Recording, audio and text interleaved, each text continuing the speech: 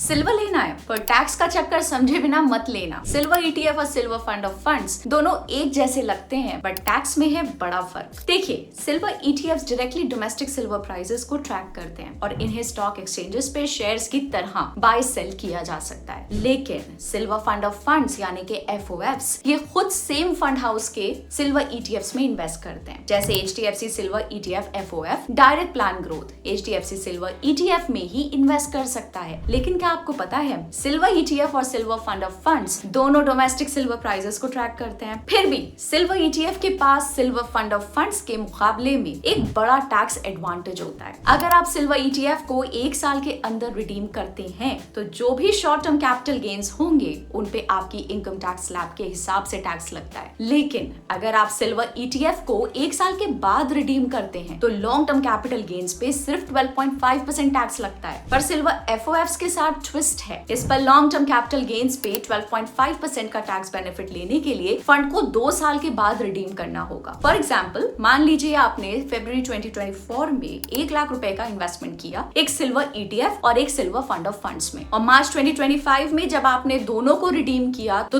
दोनों पे आपको 20,000 रुपए का कैपिटल गेन मिला कंसिडरिंग रिटर्न्स ऑफ 20%। सिल्वर एफओएफ्स पे टैक्सेशन कुछ ऐसे होगा। वहीं दूसरी तरफ सिल्वर ईटीएफ से जो लॉन्ग टर्म कैपिटल गेन्स मिलते हैं उन पे सिर्फ 12.5% का टैक्स लगता है। तो इसका मतलब ये है कि सिल्वर ईटीएफ्स को सिर्फ 1 साल होल्ड करना पड़ता है ताकि आपको long term capital gains tax का बेनिफिट मिल सके, जो कि उन इन्वेस्टर्स के लिए अच्छा ऑप्शन हो सकता है जो हायर इनकम टैक्स ब्रैकेट में आते हैं।